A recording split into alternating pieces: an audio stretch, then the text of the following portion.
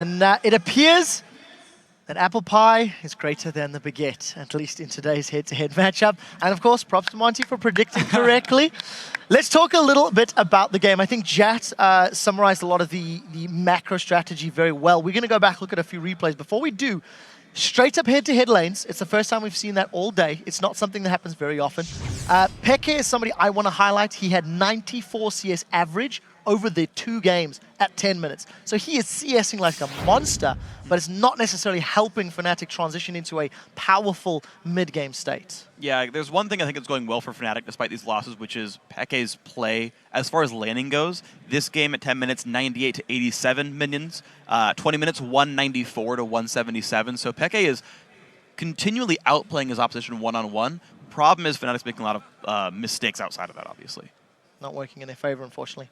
Yeah, I really felt Fnatic did well early, but then they just threw it away, like their lead at 2 questionable decisions, one contesting a blue buff, and then later, all the way at the end, if we saw that exchange, yeah, Joe talked a bit about how that shockwave wasn't amounting to much. It was just a disengaged shockwave, and I felt that was okay, because they kept Cloud9 busy long enough so they could fall back and let SOAS take 2 towers for free, but then Fnatic got overconfident. They're like, hey, let's drag him back to us again, and then just lost out completely. Well, dial it back just a little bit. Before all of the drama happened, Fnatic did actually have control. We do have a replay to at least talk through one of those team fights. So Fisho, highlight what was positive and negative about this. Well, so first of all, Fnatic's side here actually decide to go for the fight even though Yellowstar is dead. He's not in this fight. He's all the way back in the base.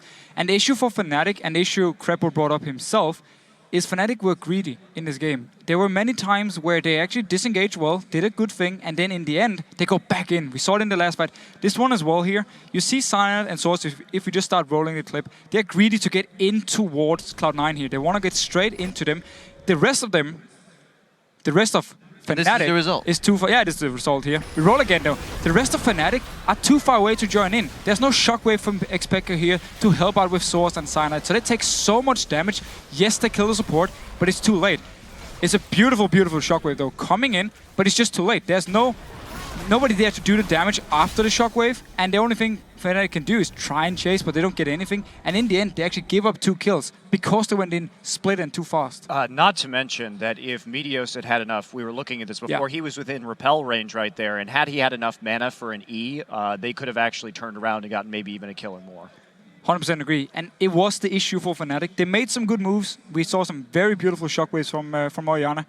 Yet though, whenever they actually did something very good, Cloud9 could just turn it around, especially because Fnatic were too greedy or made a big mistake, and the last one was definitely one of them. Yeah, Fnatic was a team where they had very smart overall decision-making. They were up 3-1 on Dragons, 7-5 on both blue buffs and red buffs. They were, until the endgame pushes, 6-3 on turrets. All the, be smart, think about the game objectives, they outplayed Cloud9 down the line. They took everything down the line.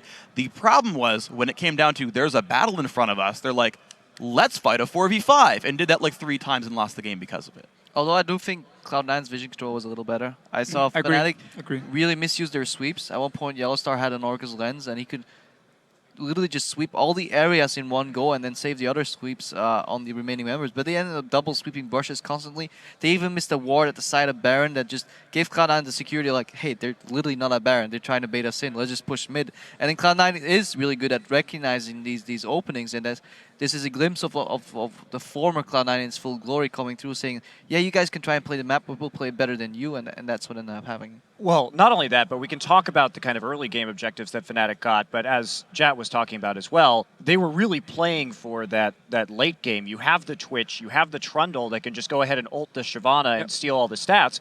So if you're Cloud9, in a way, not fighting these objectives early and staying, really, they stayed very close within a couple thousand gold that entire game. And by the end, all you have to do is wait for your opponent to make a mistake, and then you can capitalize it and close the game like that. You have set me up beautifully because Fnatic made multiple of those mistakes. We have another replay. Let's pull a second one up onto your screen. It was probably the first real overcommitment that Fnatic made, and it was something that we've seen them repeat a couple of times. Krepo, talk us through, what's happening here. Yeah, this is, again, at blue buff. This is where Fnatic tries to force.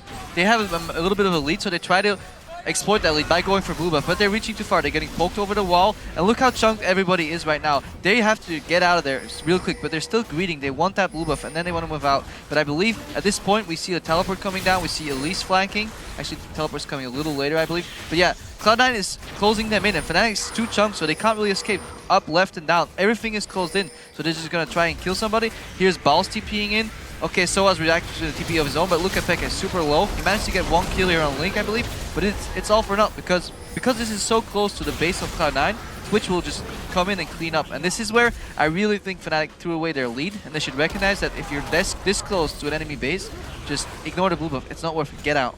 Maybe they were just scared to go late game and just felt like we need to do something again and again and again. And the fight they had, where there were 4 members, they disengaged Source, takes 2 towers down the bottom lane, and yet they still feel the need to actually go back in and start a fight. I'm not sure if they were afraid of going to late game or they were just too aggressive. Well, Freak, just last comments before we move on. Yeah, so to me, it's like, I know you can be afraid of the late game, but you can play these, like, small advantage windows over and over again and just build too big of a lead. Like, yes, Twitch is good, but if you stay 1 item up on an 80 carry, Graves will always out-damage Twitch. That will always happen if you're an item up, and as long as you play the safe moves, you can keep that item lead. But for that, you need better vision control. Sure. Well, we'll have to see if Fnatic can bounce back. I fear their fate may not be entirely in their own hands. We do have to take a very quick commercial break, and when we are back, there'll be more All-Star action as OMG take on the Taipei Assassins. Do not go away.